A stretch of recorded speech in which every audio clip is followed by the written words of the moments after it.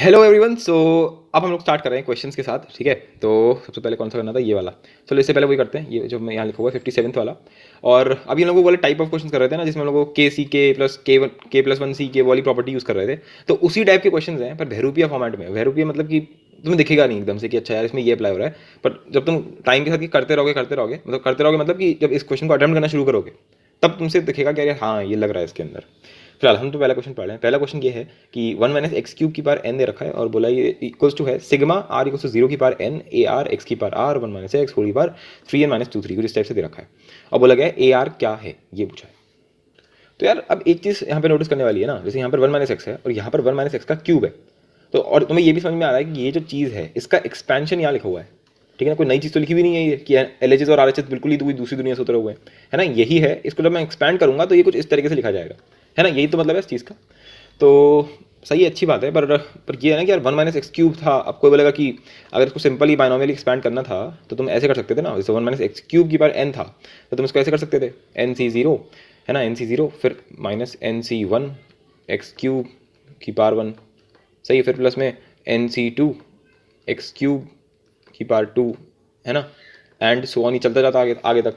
पर तुमने ऐसे तो किया नहीं, क्योंकि अगर तुम ऐसे करते तो तुम्हारे पास वन माइनस एक्स आने का तो कोई सवाल ही पैदा नहीं होता, है ना। वन माइनस एक्स तो कहीं से आएगा ही आएगा नहीं, है ना। क्योंकि अगर मैं इसका समीशन लिखता हूँ सिग्मा में तो कुछ इस तरीके से लिखा जाएगा। ये तो सिग्मा में एन सी आर और ये जो एक्स क्यूब है इसकी पावर आर और एक ये आ जाता माइनस वन की पावर आर, ठीक है। बाकी आर तुम्हारा जो है वो जीरो से लेकर के, है ना, जीरो से लेकर के एन तक जाता, बस ये इसका सिग्मा आ जाता। पर यहाँ तो कुछ और ही लिखा हुआ है ना, यहाँ तो कुछ वन माइनस एक्स करके लिखा हुआ है, ठीक है। तो मैंने सोचा कि यार ये वन माइनस एक्स किस तरीके से रिलेट किया जा सकता है। तो दिमाग में आया कि यार वन माइनस एक्स क्यूब जो है ये तो इसके बराबर होता है ना वन माइनस एक्स के, one minus x one plus x square के, है ना। सिंपल सी प्रॉपर्टी है a cube minus B cube वाली, उसी के तरीके से हमने लिख दिया इस चीज़ को, ठीक है। अगर मैं इसकी बार एन कर रहा हूँ तो मैं इसकी बार भी एन करूँगा और इसकी बार भी एन करूँगा। तो फिलहाल जो भी था हमने तो फिर यही करा कि इसको ऐसे ही करके देखा जाए एक बार, है ना। ये दिमाग में रखा और इसको ट्राई करा, ठीक है। तो वन माइनस एक्स क्यूब को मैंने ऐसे लिख दिया वन माइनस एक्स की पावर एन, ठीक है। एंड हेयर हमने यहाँ लिख दिया यहाँ पे वन प्लस एक्स स्क्वायर उस पूरे की बारे में।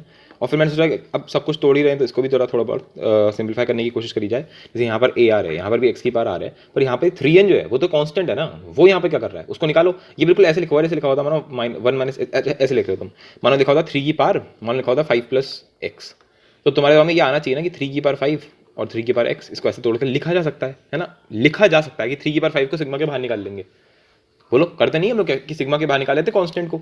तो वो यहाँ करूंगा मैं वन माइनस एक्स की पावर जो थ्री एन है ये तो कांस्टेंट है, इसको मैं बाहर निकाल लूंगा, ठीक है। तो ये लिखा हुआ है ए आर, यहाँ लिखा हुआ है एक्स की पावर आर, यहाँ लिखा हुआ है वन माइनस एक्स की पावर थ्री एन और नीचे आ जाएगा वन माइनस एक्स की पावर टू आर। अब ये जो पोर्शन है ये तो पूरा वेरिएबल है, ठीक है ना। ये देखो ना आर आर जो था यही मेरा यहाँ पे लूपिंग वेरिएबल है, पर इसका ये जो है वन माइनस एक्स की पावर थ्री एन ये एक सिंपल कॉन्स्टेंट है, तो मैंने इसको बाहर निकाल लिया। अच्छा बाहर निकालूंगा तो मैं क्या इसको बाहर निकाल के कर भी निकालूंगा, तो मैंने कहा इसको उस तरफ ले जाते हैं। अच्छा क्यों ले जाते हैं उस तरफ, हम कैसे मान लें उस तरफ ले जाओ। तो उस तरफ ले जाने का सिंपल सा फंडा ये है कि सिंपलीफाई हो जाएगा और क्या, वन माइनस एक्स की बार एन है, नीचे लिखा हुआ है वन माइनस एक्स की बार थ्री एन, बस, है ना। यहाँ पे थ्री एन ही तो आएगा ना जब इसको खोलते हैं। तो इसने इसका टू एन कर दिया इसको, ठीक है। तो अब ये क्या बन गया, अगर मैं यहाँ पे एक्स कॉमन ले लूँ, सॉरी एक्स नहीं वो एन कॉमन ले लूँ तो बन जाएगा वन माइनस एक्स का स्क्वायर है ये, इस पूरे की पावर एन हो गया, ठीक है। और सिग्मा में क्या आ रहा है आर इक्वल टू जीरो उसकी पावर एन है, यहाँ लिखा हुआ ए आर और यहाँ पे कुछ इस तरीके से आ गया x r divided by one minus क्या है ये की पावर टू आर है, की पावर टू आर है। इनफैक्ट मैं आर को भी कॉमन ले सकता हूँ, तो एक काम करते हैं इसको कॉमन ले लेते हैं। तो ये कुछ ऐसा लग रहा है देखने में, ओके। मतलब अब जब मैं इसको देख रहा हूँ और मैं इसको देख रहा हूँ तो पता नहीं क्यों एकदम बड़ी सिमिलरिटी से लग रही है। क्यों पता क्यों, डिनोमिनेटर में तो चलो वन माइनस एक्स का होल स्क्वायर है, इधर भी वन माइनस एक्स का होल स्क्वायर है, यानी कि ये कुछ अगर मैं इस फॉर्मेट में ले आऊँ उसको, जैसे हम वो करते हैं ना वन प्लस एक्स होल की पावर एन जब होता है तो उसको हम ऐसे लिख देते हैं ना सिग्मा के अंदर आर इक्वल टू जीरो उसकी पावर एन और यहाँ पर रहता है एन सी आर और यहाँ पर रहता है एक्स की पावर आर, सही है। तो यहाँ पे कुछ ऐसा हो जाए तो हम कुछ बात बन सकती है, क्योंकि बिल्कुल वही फॉर्मेट लिखा हुआ है सिग्मा आर को जीरो से लेकर के एन तक ए आर, वो तो हम एन सी आर से भी कर सकते हैं पर वो देखा जाएगा कि ए आर यहाँ पर एन सी आर है कुछ और है, जो भी है वो यहाँ हो सकता है। और फिर यहाँ पर बिल्कुल जैसे एक्स की बार आर लिखा हुआ है ऐसे ये कुछ लिखा हुआ हो सकता है। तो अब मैं कोशिश करूँगा ये x upon one minus x का होल स्क्वायर जो है वो यहाँ बनाया जाए। तो ये लाइन ऑफ थिंकिंग है जो मेरे दिमाग में चल रही है, ठीक है ना, कि मैं क्यों सोचूँ ऐसा। ओके तो क्या कर सकते हैं इसमें, अगर ऐसा करने की कोशिश करी जाए, एक काम करते हैं जो चाहिए वो लिख लेते हैं पहले से ही, हम तो जो चाहिए हम लिख लेते हैं पहले, वही सब है ना, ये तो अपना खानदानी हिसाब किताब है। ओके सो पर ऐसे थोड़ा लिख लोगे कोई, है ना, मतलब अगर ये लिखा है तो इसको बैलेंस करना पड़ेगा। अब तुम्हारे पास था 1 + x का plus x square divide by 1 - x का होल स्क्वायर। मुझे ये चाहिए किसी भी हालत में, वो भी इंडिपेंडेंटली चाहिए, है ना, इसके साथ कांस्टेंट मल्टीप्लाई हो सकता है, पर कोई मतलब बिल्कुल इंडिपेंडेंट चाहिए मेरे को, ये x/1 - x का होल स्क्वायर, जिससे कि बड़े आराम से मैं इस फॉर्मेट में इसको लिख सकूँ। तो क्या कर सकते हैं इसमें, ये 1 + x स्क्वायर है अपने पास, 1 - x स्क्वायर को जरा खोलें तो क्या बनता है, 1 + x स्क्वायर - 2x बनता है, 1 भी है x स्क्वायर भी है, ये -2x इसमें ऐड और सब्ट्रैक्ट करके अगर कर लें तो ऊपर बन जाएगा, मतलब समझे। अब मैं तुमको दिखाता हूँ क्या चक्कर चला, क्या दिमाग में आया। देखो 1 + x स्क्वायर है तो इसको मैंने ऐसे लिख लिया 1 + x स्क्वायर और -2x। ठीक है, तुम कहोगे -2x कहाँ से आ गया, तो -2x यहाँ मतलब तुमने माइनस किया इसलिए जोड़ना भी पड़ेगा, तो यहाँ लिख देना है 3x। कैसे, 2x और x को जोड़ लिया तो 3x आ गया। अब नीचे देखो, नीचे था 1 - x का स्क्वायर, ठीक है, और ये भी लिखा हुआ है 1 - x का स्क्वायर। ओके, तो अब हुआ क्या ना, ये ऐसे कट गया, ठीक है, बेसिकली ये पूरा कट करके 1 बन गया यहाँ पर, है ना। 1 - x स्क्वायर ने इसको जब काटा तो बन गया यहाँ पे 1, और जब इसके नीचे आ गया तो ऐसे आ गया, ठीक है, इस तरीके से आ गया, और हमारा काम हो चुका है अगर तुम देखोगे तो, क्योंकि ये आ गया था इस तरफ से, एक मिनट सही से लिख देता हूँ इसको, प्लस में यहाँ पे आ गया 3 और ये कुछ ऐसा बन गया x/1 - x का, है ना, एक मिनट, 1 - x का स्क्वायर, है ना, ये यहाँ पे स्क्वायर बन गया था। ओके परफेक्ट, और ये बराबर दे रखा है सिग्मा r = 0 की power n a r x/1 - x का होल स्क्वायर और उस पूरे की पावर r। ओके, अब सुनो, अगर मैं इसका सिग्मा फॉर्मेट लिखूंगा तो मैं कैसे लिखूंगा, मैं इसको ऐसे लिखूंगा सिग्मा r = 0 से लेकर के n तक NCR, और फिर ये जो चीज़ है 3x/1 - x स्क्वायर, है ना, ये जितनी भी चीज़ है ये जितनी भी है, इस पूरे की पावर r। यही तो करते हैं जब हमारे पास ऐसा आता है, मानो ऐसा आता है 1 + y की पावर n, तो इसका एक्सपेंशन कैसे लिखते हो, सिग्मा r = 0 से लेकर के n, तो वही मैंने यहाँ पे करा।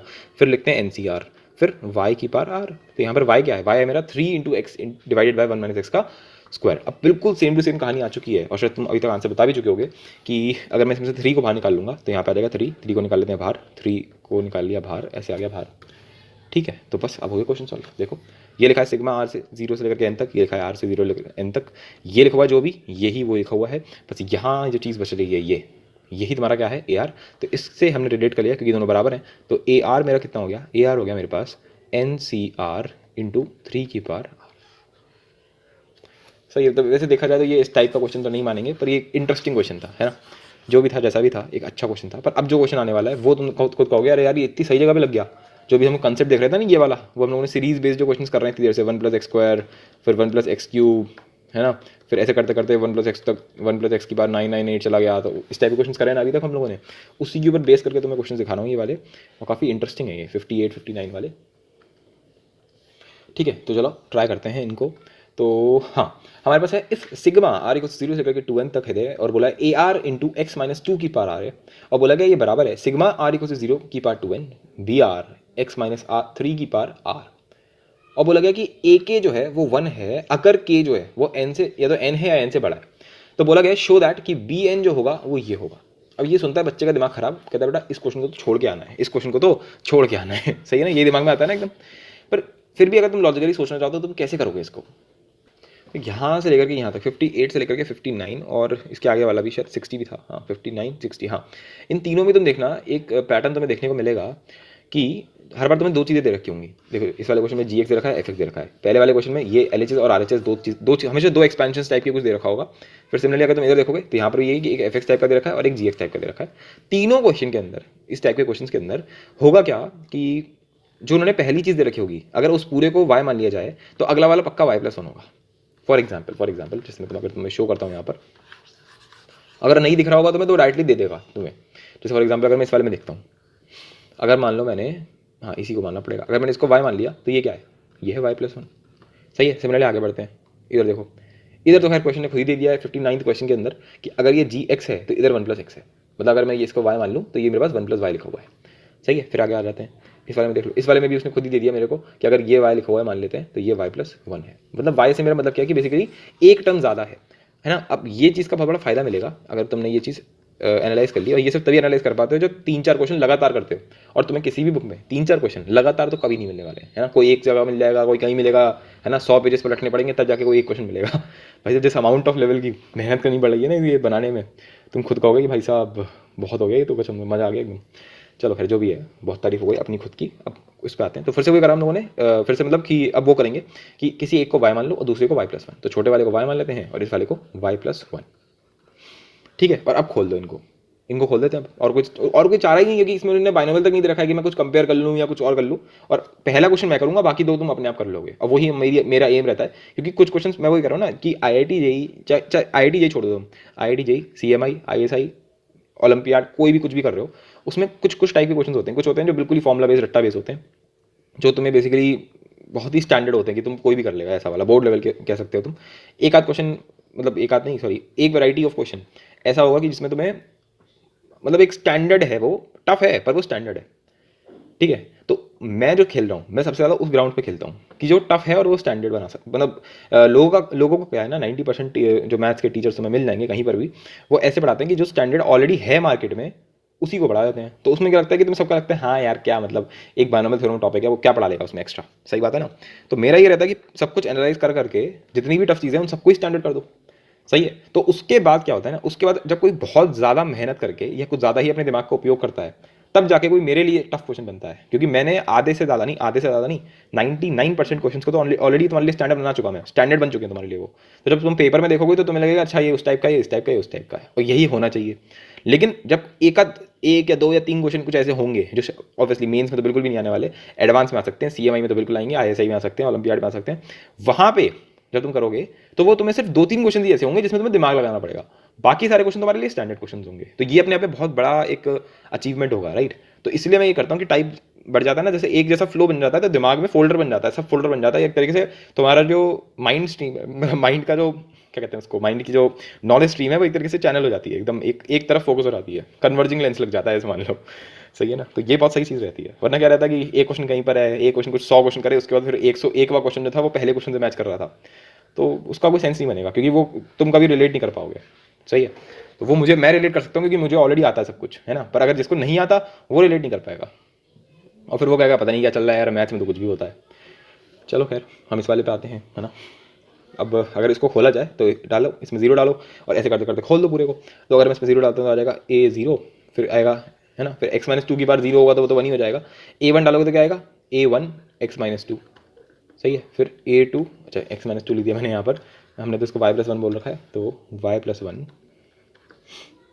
वैसे तो x-2 और x-3 करके भी सॉल्व कर सकते हैं, y+1 सिर्फ रिप्रेजेंटेशन के लिए, जिससे कि आसानी हो। खैर A1 y+1, फिर A2 है, तो A2 में आ जाएगा आपके पास y+1 का स्क्वायर, फिर हमारे पास है A3, उसमें आ जाएगा y+1 का cube, and so on till A2n y+1 की पावर 2n, ठीक है। और ये बराबर है किसके, अच्छा इसमें एक और चीज़ दी है अगर तुम सोचो तो, क्योंकि इन्होंने मुझे ये भी बोला है कि जो ये ए के जो है वो 1 है अगर के जो है वो n या n से बड़ा है।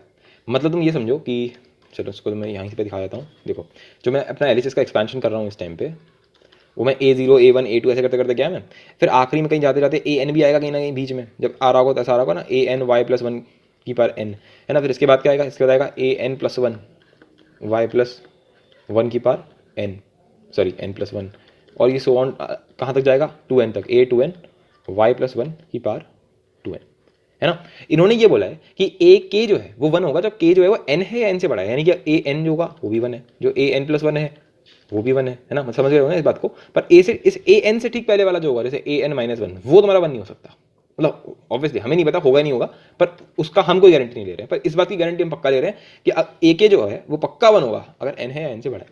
दैट सिंपली मीन्स व्हाट कि A2n भी 1 है, तो हटाओ इसको, है ना। फिर ये AN+1 भी 1 है और ये AN भी 1 है, ठीक है। तो यहाँ पे तुम्हारी सिंपल सीक्वेंस टाइप का आ गया। ओके परफेक्ट, चलो ठीक है, इतना हमें समझ में आ चुका है। अब ये बराबर किसके है, तो ये बराबर है बी वाले के। तो बी वाले के लिखेंगे तो कैसे लिखेंगे, कुछ इस तरीके से B0 फिर B1y फिर B2y², ऐसे चलते चलते आखिरी में क्या आएगा B2n y की पावर 2n। अच्छा बीच में कहीं ये भी दिखा दे रहे हैं Bn, क्योंकि हमें Bn ही निकालना है, तो Bn y की पावर n भी आएगा कहीं नहीं बीच में, राइट, बिल्कुल परफेक्ट। अब उसने बोला गया कि हमें ये शो करना है कि बी एन जो है उसकी वो कुछ इसके बराबर है। ओके, तो हमें ये चीज़ शो करनी है। अब हम ये शो कैसे करें, है ना, अब ये हम चीज़ शो कैसे करेंगे, तो बहुत ही सिंपल सी चीज़ है। एक बार मैं बता रहा हूँ, एक बार में समझ जाना, फिर 59 और 60 अपने आप करना हंसते हंसते। देखो, बी एन वाई की पावर एन जो है, ये बी एन एक्चुअल में है कहाँ पूरा अगर मैं देखूंगा तो बी एन सिर्फ एक यूनिक चीज़ है जो कि सिर्फ यहीं पे दिख रही है, बाकी ना इससे पहले होगा ना इसके बाद बी एन तुम्हें दिखने वाला है। बी एन जो है वो बेसिकली वाई की पावर एन का क्या है, कोएफिशिएंट है। कोएफिशिएंट ऑफ वाई की पावर एन को हमने क्या बोला है, बी की पावर एन बोला है। सही है, सॉरी बी की पावर एन नहीं, बी एन बोला है, ठीक है ना, बी एन बोला है। तो अब ये तो चलो तुम्हारा आर एच एस हो गया, पर क्योंकि ये एल एच एस के बराबर है, तो ये जो एल एच एस है भयानक सा तुम्हें दिख रहा है जो, इसमें जो y की पावर n का कोएफिशिएंट होगा वो बराबर होगा bn के।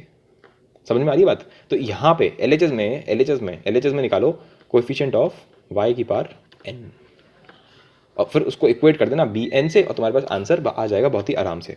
तो अब मैं इसको हटा रहा हूँ क्योंकि अब मेरा ये सिंपल सा क्वेश्चन बन चुका है कि मुझे इस ढेर में से y की पावर n का कोएफिशिएंट ढूंढना है। तो y की पावर n का जो कोएफिशिएंट है वो कहाँ से शुरू होगा, लॉजिकली बताना मेरे को। क्या जो इससे ठीक पहले वाला यहाँ लिखा हुआ होगा an-1 y प्लस 1 की पावर n-1, इस बंदे की तो डिग्री ही n-1 है। तो यहाँ से लेकर के यहाँ तक ये तो हमारे किसी काम का ही नहीं है, ये तो हमारे किसी काम का ही नहीं है। इसमें तो y की पावर इनको मिलना ही नहीं किसी भी हालत में, इसलिए उसने जान पूछ के a0 a1 इनके बारे इन पे ज़्यादा ध्यान ही नहीं दिया। उसने सीधे क्या बोला कि an से हमारा जो कोएफिशिएंट है वो 1 हो रहा है, तो ये हटा दे रहा हूँ यहाँ से, इनकी कोई ज़रूरत ही नहीं है मेरे को, है ना। इससे क्या रहता है ना कि दिमाग और चैनल हो जाता है कि अच्छा अब हमें मतलब ही नहीं है इससे। हाँ, ये बात सच है कि वो एक्सिस्ट करता है एक्सप्रेशन के अंदर, मैं इसको यहाँ लिख देता हूँ, पर उसका एज सच कोई अपने क्वेश्चन में कोई नीड नहीं है, तो उसको हटा दिया करो हर बार, ठीक है। बस इतना दिख रहा है ना। और तुम देख पा रहोगे कि ये तो हमने पता नहीं कितनी बार कर रखे हैं इस टाइप की चीज़ें। तो फिलहाल अगर मुझे इसमें किसका कोएफिशिएंट चाहिए मेरे को, है ना, किसका कोएफिशिएंट चाहिए मेरे को, तो एन का कोएफिशिएंट चाहिए, वाई की पावर एन का कोएफिशिएंट चाहिए मुझे इसमें से। तो क्या आएगा यहाँ पे, आएगा एन सी एन। अरे 1 + y मान के कर लो ना इसको, तो y की पावर n करना पड़ेगा, तो एन सी एन। फिर इस वाले में क्या आएगा, n+1 में से n चाहिए। फिर आगे क्या होगा, आगे होगा y+1 या फिर 1 + y की पावर n+2, तो n+2 cn। और ऐसे करते करते कहाँ तक जाएगा, ये 2n तक। तो क्या आएगा 2n cn। और अब तुम देख सकते हो k ck k+1 ck k+2 ck और आखिरी तक जा रहा है। इसका आंसर कितना आ गया, ये एक बढ़ा दो तो आ जाएगा 2n+1, फिर c, फिर एक बढ़ा दो n+1। और यही किसके बराबर था, bn के बराबर था। हैंस प्रूव्ड कि bn जो है वो बेसिकली इसके बराबर है, ठीक है। तो आई होप सो ये तुम्हें एक अच्छा और इंटरेस्टिंग क्वेश्चन लगा होगा।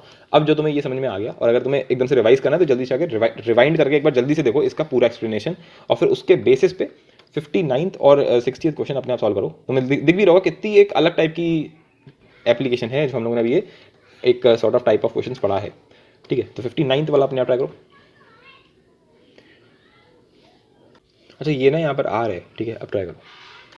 तो मैं ट्राई करता हूँ इसको। यहाँ पे ये जी दे रखा है और ये मेरे को एफ दे रखा है, और ये नहीं बोला कि एफ और जी बराबर है, ये कहीं पर भी नहीं बोला कि एफ और जी बराबर है। जो 50th क्वेश्चन में पहले ही दे दिया था वो यहाँ पे नहीं दे रखा है। फिर बोला गया कि बी आर जो है, ये बीटा आर जो है वो 1 होगा जब आर जो है वो 100 से बड़ा होगा। मैंने कहा हाँ सही है, इस टाइप की चीज़ हम लोगों ने ऊपर भी देखी थी। फिर बोला कि जी एक्स जो है वो बराबर है f1+x के। तो ठीक है ना, एफ और जी एक्स बराबर नहीं है, इन्होंने ये बोला है कि जी एक्स जो है वो f1+x के बराबर है। तो जी एक्स क्या चीज़ थी, जी एक्स तो ये था अपना सिग्मा आर इक्वल टू 0 से लेकर के 200, फिर बोला है अल्फा आर एक्स की पावर आर, और फिर ये बराबर होगा f1+x के। तो f1+x sigma r equals to, एक मिनट, ये मैंने 10 क्यों लिख दिया यहाँ पर, ये भी यहाँ पे सिंपल सा 0 ही होगा, तो 0 से लेकर के 200 है, और ये बोला है बीटा आर।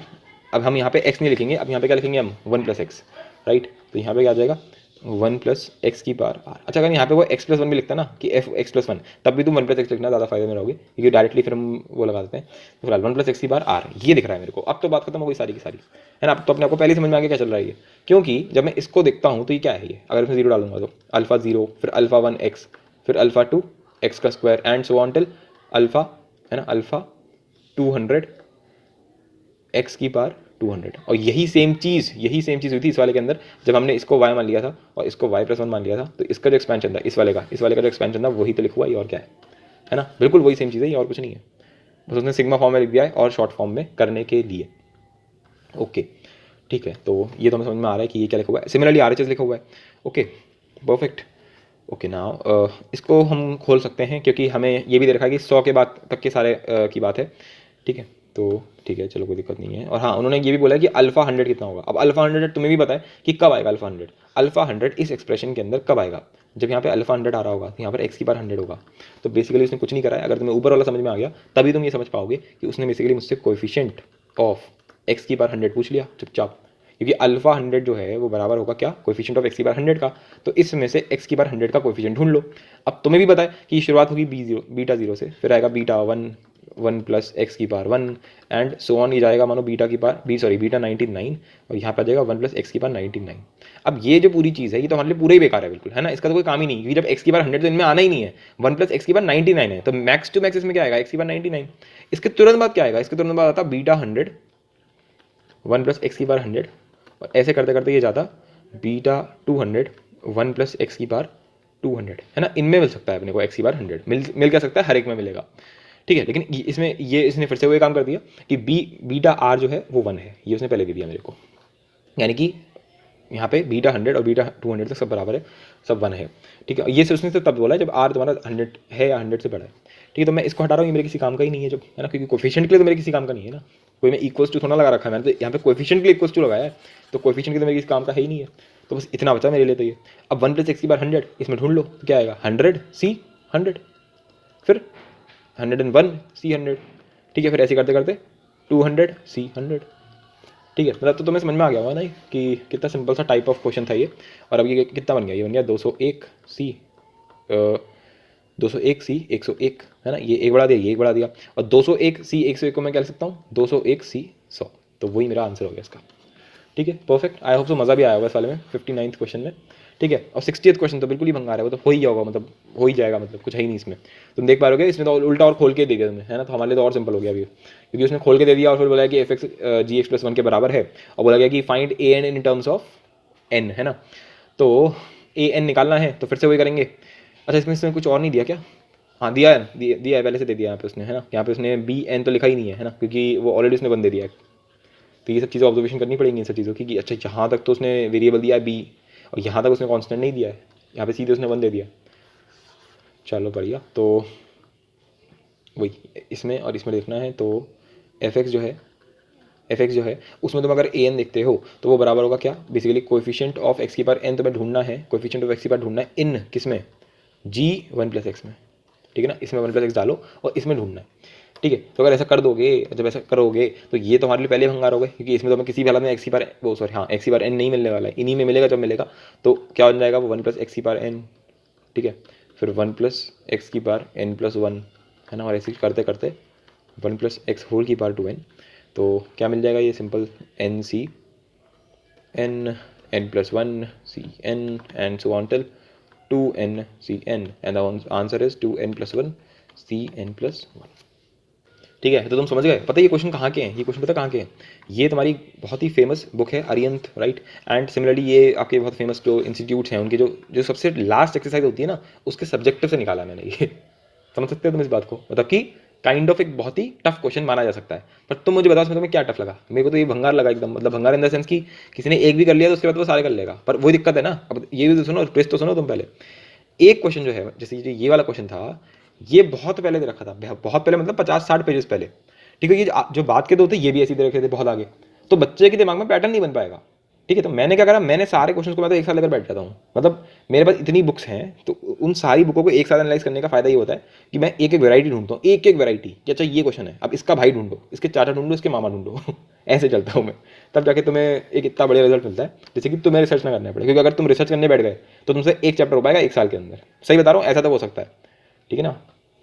चलो खैर, अब ये वाला करते हैं 56 वाला। ये पता है इस टाइप की चीज़ें मैंने ट्रिग्नोमेट्री में भी कर रखी है, पर पहले मैं तुम्हें दिखाता हूँ, फिर तुम खुद कहोगे हाँ यार इस टाइप का कुछ तो करा था ट्रिग्नोमेट्री के अंदर। पहले इस वाले को सॉल्व करते हैं, और बल्कि सॉल्व क्यों करते हैं, तुम पहले खुद ट्राई करो, ठीक है। चलो ट्राई करो, आई होप सो तुमने ट्राई किया होगा ये वाला। और अब मैं इसका हिंट देता हूँ पहले तुम्हें। हिंट ये है, ये हमारे पास एक भाई साहब हैं, ये NCR प्लस NCR-1, और ये बराबर होते हैं n+1 CR के, है ना। ये हमें पहले से पढ़ रखा है एज अ प्रॉपर्टी, ये इसमें अप्लाई करो, ठीक है। और कोई आलस मत दिखाना, जो हो रहा है वो करते चले जाओ, तुमसे हो जाएगा, लिख के दे रहा हूँ। हाँ जी, जिसने आलस नहीं दिखाया होगा उसका पक्का हो गया होगा, ठीक है। तो इसमें कुछ करना ही नहीं था एक्चुअल में, तुम्हें साथ साथ देखना है, यहाँ पे लिखा है NCR, यहाँ लिखा हुआ NCR+1, तो जोड़ दो। तुमको जोड़ कैसे दें, यहाँ तो 4 लगा हुआ है, तो मैंने कहा जितना तेरे से जोड़ में लगता है जोड़, बाकी छोड़ दे। सही है, सिंपल सी बात है। पहले न्यूमरेटर को कर ले, फिर क्योंकि इतनी मेरे पास जगह नहीं है, वरना तुम दोनों को साथ साथ में कर सकते थे, पर इतनी जगह नहीं है एक्चुअल में। तो न्यूमरेटर है हमारे पास। न्यूमरेटर में क्या है, एनसीआर है, एनसीआर प्लस 4 है, हमें मतलब ही नहीं 4, हमने तो अपना एनसीआर प्लस 1 ले लिया, बाकी बच कितना गया, जितना भी बच गया होगा 3 एनसीआर प्लस 1 बच गया, उससे मतलब नहीं है अपने को। कितना बच गया यहाँ पर, इधर भी कुछ बच गया है एनसीआर प्लस 2। जब मैंने इधर देखा, मैंने कहा भाई और लो, बल्ले बल्ले हो रही है, तो देखो एनसीआर प्लस 1 है, इधर भी एनसीआर प्लस 2 है, तो मैंने कहा सही है, ऐसा कर, एक बार बता, तेरे पास 3 तो है ही ऑलरेडी, ये 3 तो है ही, तो 3 और ले ले इसमें से।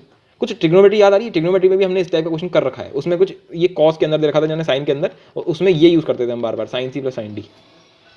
ठीक है ना, बिल्कुल। और अच्छा, अगर मैं इसमें से 3 कॉमन ले लेता हूँ तो बस ये बन गया अपना पेयर।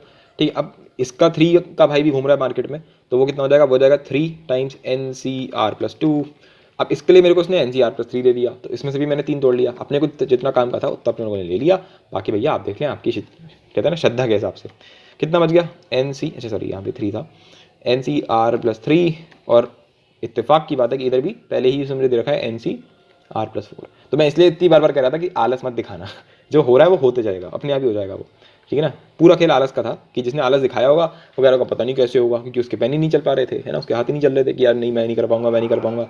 ये क्वेश्चन था, ये क्वेश्चन एक परफेक्ट एग्जाम्पल है कि तुम्हारे सेल्फ कॉन्फिडेंस की धज्जियां उड़ी हुई हैं इस टाइम पे, क्योंकि तुम करना ही नहीं जा रहे हो, कि तुम्हारे साथ इतने धोखे हो रखे हैं कि तुमसे हो ही नहीं पा रहा है। मतलब हो नहीं पा रहा, मतलब कि तुम्हें पता है कि ऐसे भी हो सकता है, पर तुम्हारे दिमाग में चल रहा है कि यार नहीं कोई और तरीका होगा, या मुझे कोई और तरीका बता देगा ये करने का। ठीक है, तो इसको बोलते हैं कि सेल्फ कॉन्फिडेंस की धज्जियां उड़ी हुई तुम्हारी, क्योंकि तुम्हें पता है अपने से तो होना ही नहीं है बिना सॉल्यूशन देखे। फिलहाल तो क्या है, एन सी आर प्लस 1, तो ये कितना हो जाएगा, ये हो जाएगा n plus 1 C r plus 1। फिर ये क्या है, ये है 3 times n plus 1 C r plus 2। ठीक है, फिर ये क्या चीज़ है, ये है बेसिकली फिर से वही 3 times n plus 1 C r plus 3। मुझे पता है कुछ लोग सोच रहे होंगे ये तो वापस ही उसी टाइप का कुछ आ रहा है, तो दिक्कत क्या है उसमें, कर तो अब हम रहे हैं ना, अब तुम शांत बैठो थोड़ी देर। ठीक है, तो ये बन गया n plus 1 C r plus 4।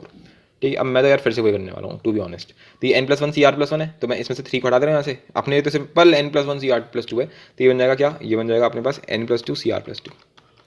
सही, क्योंकि तुमने यहाँ से एक यूज़ कर लिया तो 2 बचा यहाँ पर, तो अब मैंने इसका भी 2 यूज़ कर लिया, जब इसका भी 2 यूज़ कर लिया तो ये बन गया एन प्लस 2 सी आर प्लस 3।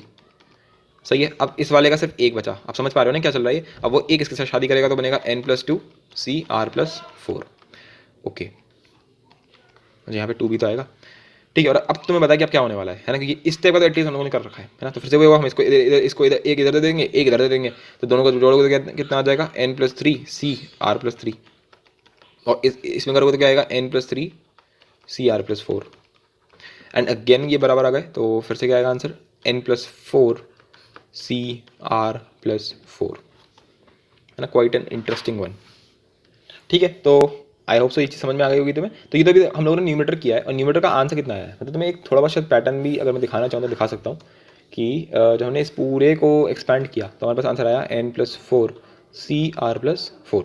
और तुम्हें ये भी दिख रहा होगा कि कुछ तो इसमें हो रहा है, क्या हो रहा है इसमें, देखो r r plus 1 r plus 2 r plus 3 r plus 4, जैसे नीचे देखो r r plus 1 r plus 2 r plus 3, तो ये चीज़ तो यार एकदम सही हो रही है ना, ये चीज़ तो एकदम वही सेम पैटर्न है। ठीक है, अगर मैं पैटर्न से निकालना चाहूँ, मेरे टाइम बिल्कुल बचा ही नहीं, मतलब पेपर में 1 मिनट बचा हुआ है जब तुम इस क्वेश्चन पर लैंड किए, और अपने को ऐसा है कि यार इसमें 0 नेगेटिव मार्किंग है, फिर एक नेगेटिव मार्किंग, और अपन रिस्क लेने के लिए तैयार बैठे हुए, तो क्या करें, तो इसका तो हमने निकाल लिया n plus 4 C r plus 4।